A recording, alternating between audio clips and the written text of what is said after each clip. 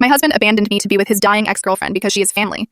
So I walked out of his life and he lost everything. My husband, let's call him Seb, and his ex Tanya became best friends after their breakup a couple of years ago due to her infidelity. I would be lying if I say it never made me feel uncomfortable even once. It did, and it still does because Tanya is still in love with my husband. She never denied it and in fact, would even call or message me when she can't get a hold of Seb. Aside from cancer, she also has some mental health issues. Thus, my husband would always tell me to be kind and patient. Seb is no longer in love with her, of course. She cheated, and Seb swore that he would never get back to her, and that he only sees her as family. 2 weeks ago, my husband received a call from Tanya to tell him about the sad news. My husband cried with her and told her everything was going to be okay. They were on the phone the whole day. Seb and I moved to Australia a few months ago because of my job, and Tanya is in Canada. They mostly talk via long-distance calls or WhatsApp. They've been in contact almost every day since we left. This always bothers me, but what can I do? After that call, my husband told me everything. To be honest, I felt bad for her, and I genuinely feel sad. I asked him what's going to happen now. Seb told me he's going back to Canada, which is a shock. He then told me that her last wish is to be with him. I didn't say anything except, what about me? He said if I can't leave my job, he will visit me whenever he can. I walked out without saying anything. Since the phone call, I've avoided my husband and ignored him whenever he tried to bring up the conversation. I learned he had already bought a ticket yesterday and was flying back home in January. I feel like he's abandoning me, but at the same time, I feel that I'm selfish for hating both of them. I'm honestly thinking of getting a divorce because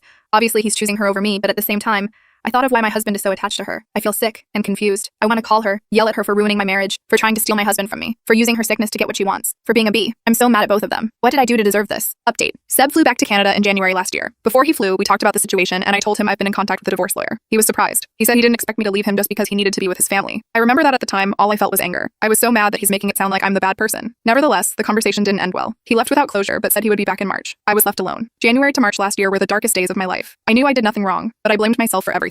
I hate to admit it, but I canceled the meeting with my lawyer as I started to doubt if I really wanted to leave him or not. I love him so much that I'm willing to accept him again when he's back. During the entire time he was gone, he rarely called to check on me. I had to call him most of the time. I know, I'm dumb. I feel so alone and sad. I begged for his attention, to give me some time and be with me again. All that time he kept telling me that Tanya needed him more. March. I was expecting him to come back so we can talk, but he didn't come back. He said he needed to stay longer and promised me he would be back in May. I don't know what happened to me when I got that call from him in early March to tell me he wouldn't be flying back to Australia. At the time, I felt like there was a switch that suddenly turned off because somehow I stopped caring. When he told me he wouldn't be back until May, I knew I had to move forward without him. Fast forward to May, and he was back. That day, we sat down to talk. He broke down and said, I can't lose you too. When he said that, I thought Tanya was gone. But no, she's not. As far as I know, she's still alive. I asked what happened, and he told me that Tanya asked him to go back and be with me. He said that Tanya was sorry for everything. Seb didn't want to leave her, especially when he saw how bad she was doing. They had a fight, and according to him, Tanya wants him out of her life. If I was the same dumb person, I would totally accept him back. But at that time, all I could think was, he's only back because Tanya doesn't want him anymore. I let him cry. I comforted him and let him stay in my apartment. A week later, I told him I was divorcing him. At first, he refused to leave. It was a long and painful process, but on my birthday in July, he finally realized that he couldn't manipulate me anymore. By August, he was back in Canada. The divorce is not finalized yet, but we have been separated since he left. He tried to contact me several times last year, and Tanya also tried. Everyone, including my family,